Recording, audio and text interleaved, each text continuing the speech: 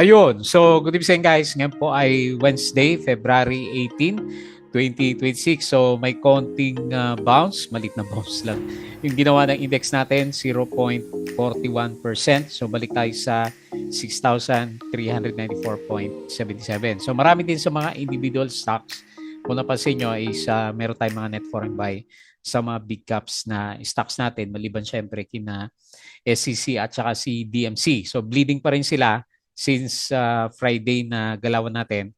So meron naman tayo net foreign buy na 467.67 million. So parang balik pa rin tayo sa 6 billion na net foreign buy ng ating market. So wala tayong trading kahapon dahil sa celebration po ng Chinese New Year natin. Ayan. So ngayon nakikita natin yung galaw ng US market, medyo okay naman yung futures, yung opening ng price nila.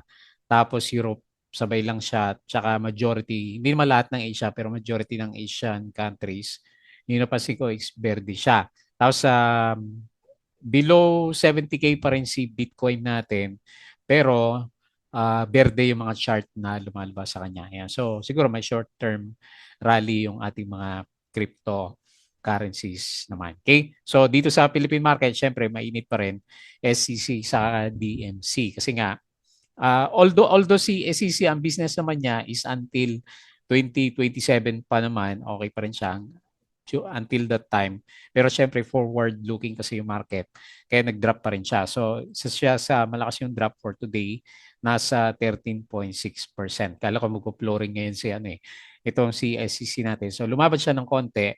So tignan na lang natin kasi ang sabi naman niya magbibid daw siya. Ayan. So hopefully highest bidder siya para bumalik sa kanya yung negosyo. Kasi parang ang may gusto na mga nakikita ko na nakapost is yung mga companies ni Manny Pangilinan, di ba? Meron dyan si Meralco. Akala ko nga SPNEC, pero hindi rin naman umakyat si SPNEC. So Meralco yung isa sa mga sinasabi nila na pwedeng mag-bid sa coal business nitong si SCC natin. So siya yung pinaka weakest link. Sa mga movers natin na merong volume, marami mga pen stocks pero yung may volume, GME7. So nag-breakout siya, nag-up siya ng 4.88%. Medyo solid yung yung kadila natin. Tapos si Plus, nakita natin, gumalaw din siya, nag-up siya ng 4.9%. So meron siyang 24.29 million na net foreign buy dito sa market. Tapos si Robinson Land, hindi naman to breakout pero nag-recover siya doon sa drop nung Friday. So nag-up siya ng 3.43% and meron siyang 7.72 million net foreign buy. Security Bank, ito medyo napansin natin, medyo nag-breakout sa MA 100. Nag-up po siya ng 2.89% and then meron siyang 25.68 million net foreign buy. So, tapos si SEC natin, isa sa mga dates pala niya, February 27. So, ilang linggo pa, more than a week pa. So ito yung babantayan natin sa kanya kasi kailan manalo niya. Manalo siya sa bid. Kung hindi, siguro naka-price in na yung kasi 46%, di ba? Ang sabi is business niya is related sa coal mining. Tapos si DMC natin, yun nga nag-drop siya 7.61% and then meron siya 12.36 million na net foreign sell. Okay? So hindi masyadong pinag-usapan yung mga mining stocks natin. So disclaimer pa rin sa mga bago sa channel natin, as usual yung ating review is for education purposes lamang po yan. So wag mong gagamitin ito as a reason para mag-buy, sell, or hold ng stocks. Meron po kasing risk na involved sa market. Due diligence na lang po kung anong stocks yung gusto mong bilhin. And then follow mo na lang po ako dito sa ating YouTube, Palaboy Trader YouTube channel. Subscribe ka lang para updated ka or kung gusto mo join ka dito sa trading community natin. Okay? So yung mga subscribe maraming salamat sa usual viewers. Ayan, yung Bloody Friday natin. Nagkaroon tayo ng view kasi very unusual nga yung drop ni SCC at saka si DMC. Company reviews, mga sample trade sa market. So nag-aral ka ba over the weekends? Basic indicators, fundamentals natin, and then yung basic learnings dito sa PSC market naman. Okay? At follow mo din po ako dito sa ating Palaboy Trader Crypto Katos. So, paminsan-minsan, meron tayong upload na videos about crypto.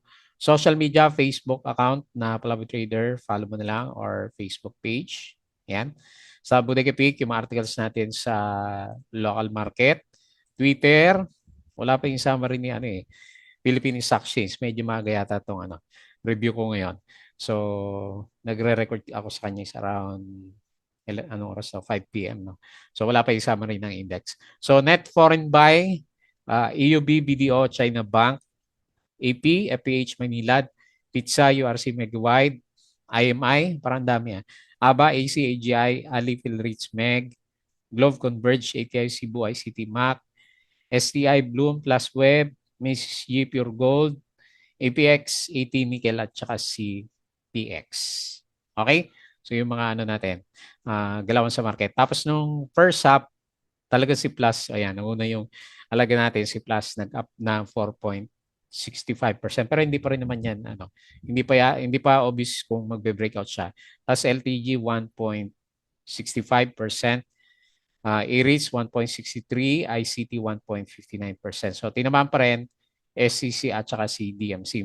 Buti umakit siya ng konti kasi umabot pala ng ano 14%, 15% na drop si SCC and then more than 10% si DMC natin. So yung iba hindi na papansin yung mga drop. ASEN 2% and then Jollibee 1.77%. So Semirara Mining and Power parent firm DMCI, so nag-drop nga sila kanina, second day. So SCC shares plummet second day by 18% pala kanina. Oh. So halos mag-flooring din siya. And then Meralco is sold. So if Meralco participates, ito yung sinasabi natin kanina, it signals interest in securing fuel cooling base load optionality. Okay, marami ng kalaban ngayon si SCC. So the tender offer for PhilWeb ended with 0 shares tendered even as the stock has been trading around 10, well above the offer price. Wala talagang magte-tender offer kung mababa yung price niya, di ba? Para yung tender offer ni DHI, 1.68 lang. Pero yung current price niya is around 4 or 3 pesos. So, lugi yung mga magti-tender offer. Bloomberg reporting Maya is considering US initial public offering. SEC confident in obtaining new pool operating contract. O confident naman daw siya. And then Jollibee, fourth quarter system sales in line with call estimates. SMPH, year 25 profits in line with estimates. Okay? So ongoing Maya studies IPO kay Manny Pangilinan to, di ba? So sa PLDT to. And then SPNEC renamed to MGen. Okay, wala na sigurong SPNEC. MGen na yung makikita natin dyan. And then MVP, ICE Semirara Coal Mine contract. So, holiday pala. Holiday sa buong China, South Korea, Indonesia, Taiwan, and Vietnam are closed for lunar year. Okay. So, Jollibee post record 2025 sales. SM Prime sets record net income. Sealed property developer SMPH 7% higher. Maya pa rin. Megawide plans 180 billion rollout of 100,000 affordable homes in 5 years. Okay. EUB post record net income 12.7 billion. Keppel Philippines requested extension of voluntary trading suspension in relation to executing share purchase agreement. Tapos Semirara Edge, Konsuji firm stresses operating advantage amid contract uncertainty. Kaya lang, syempre tataas yung bid nila dyan para manalo sila, di ba? So maglalaban tong dalawang Tycons natin, MVP Group at saka si Semira SMPC Group. Ayan, mukhang magkamukha naman sila. Pero hindi magkasama si MGen at saka si SCC natin. Kasi Konsuji yung isa, di ba? Tapos ito si Manny Pangilinan naman. Okay, rename na si SPNC, SCC ulit, and then post natin last Monday naman. Okay, so yun po yung mga balita natin. Patalasas ulit yung mga gusto ng guide sa trading po sa Philippine markets. Pwede nyo i-check yung ating Patreon channel. Okay, so balik tayo sa index.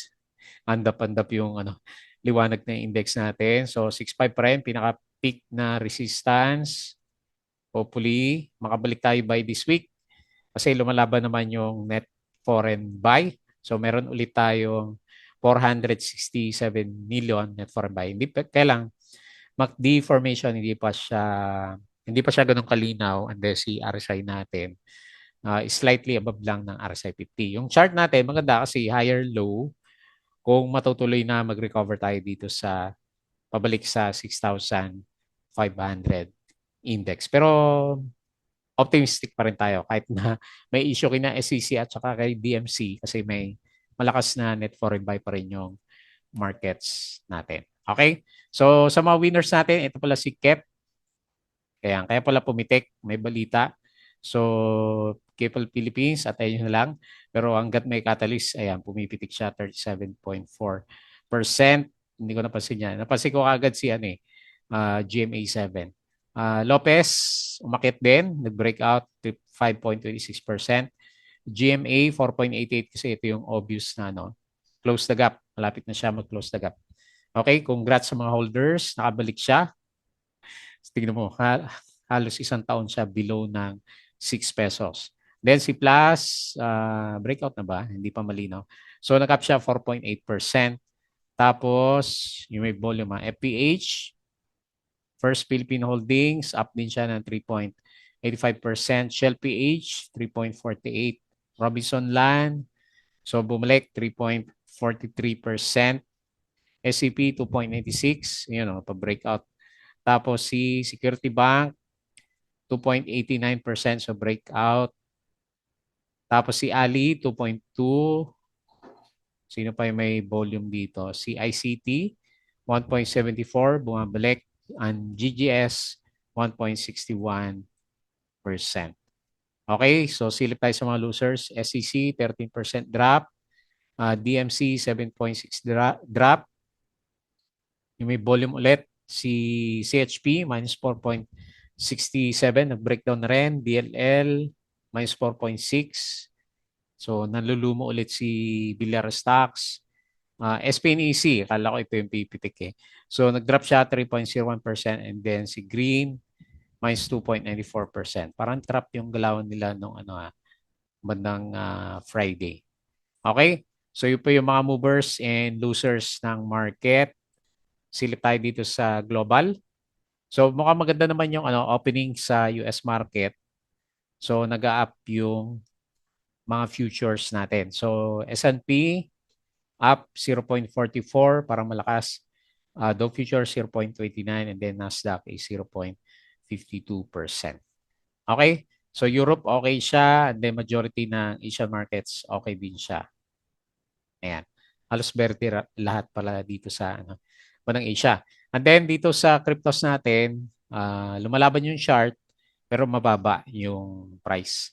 So 68K lang si Bitcoin, Ethereum 2.02K, XRP 1.49, BNB 623, Sol 85. Baba, di ba? 130 tayo dyan. Tapos si Dodge 0.1 yung current price niya. Okay? So hindi pa malinaw pero at least may recovery sa bandang cryptos po natin. Okay, so umpisa natin dito sa mga trending stocks.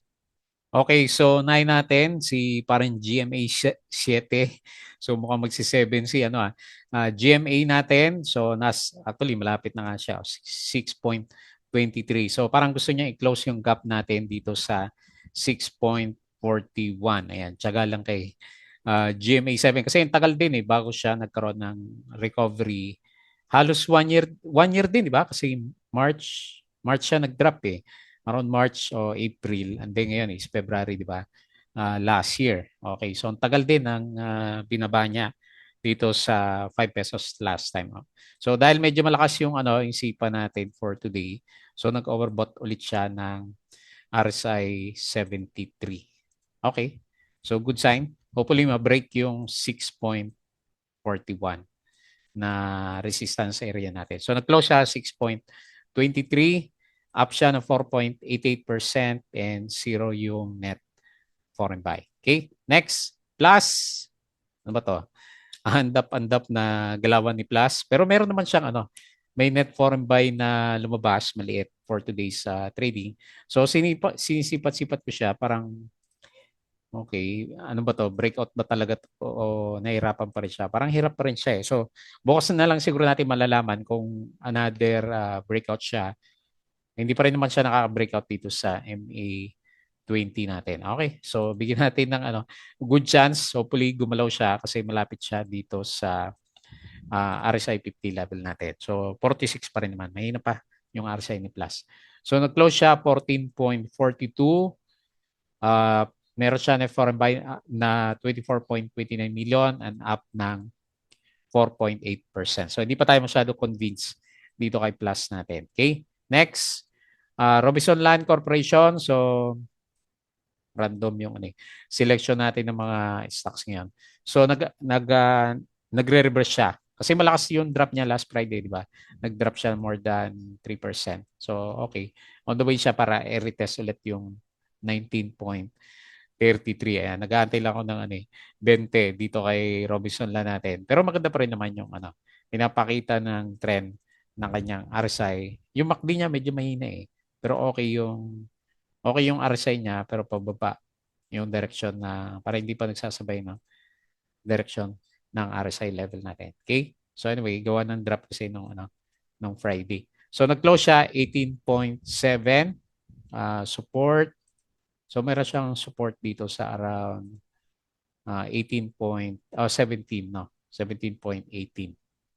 Okay. So nag-up siya 3.43% and 7 point, ilan ba to? 7.72 million net foreign buy.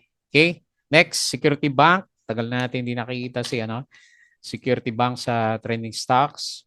So medyo matagal na hindi na natin nakitang gumagalaw itong si Security Bank natin. So hopefully ito na yung breakout na inaantay natin sa kanya kasi first time din niya for the longest time na maka-breakout dito sa MA 100 natin. Hopefully yan yung inaantay natin na breakout para sa kanya. So gumanda yung price action, yung RSI is above 50 at yung RSI niya hindi pa naman overbought yung pinaka main RSI level natin sa kanya. Pero good sign kasi for the first time ito yung time na nakita natin na nag-stay siya above ng RSI 50 level. So nag-close siya 69.5.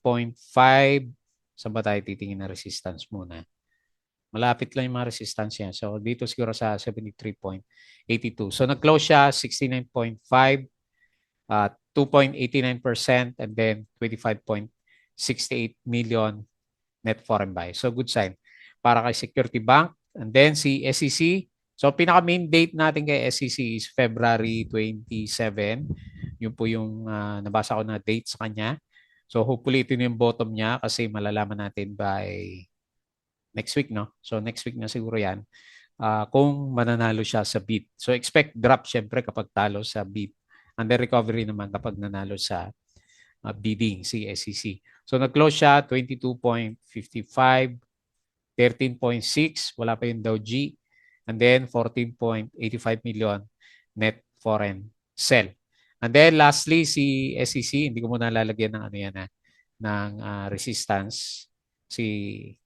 Tayo falling knife yung galaw natin sa kanya. So temporary support 8.09. Makita mo dyan. And then, yung RSI natin is overbought na. Pare sila. So, lalaki ng mga volume na lumabas sa kanila. Balikan natin si SCC. Ayan. So, malaki. Syempre, marami yung nag-aalisan dahil sa risk na mawala yung business niya sa coal mining. So, nag-close si DMC 8.5, negative 7.61% and 12.36 million net foreign sell. Okay, so yun lang, very quick and short review dito sa markets natin. So si DMC at saka SEC pa rin nagde-define ng galawan. Hopefully mas maganda na tayo for this week kasi may holiday pa ba? Wala na, no? Thursday and Friday. Okay, malalaman natin and then early next week kung anong kapalaran ni SEC at saka DMC po. Okay, so yun lang muna bago tayo mag-close. Please don't forget to subscribe dito sa ating Palaboy Trader na YouTube channel. Join ka lang sa group guys dito kung gusto mo ng guide sa trading sa market. Crypto ko to, Facebook account, Facebook page, Bodega Peak, Twitter, and Patreon. Sa mga gusto ng guide, sali lang po sa group natin. Okay? So yun lang. Maraming salamat. Kita ulit tayo bukas.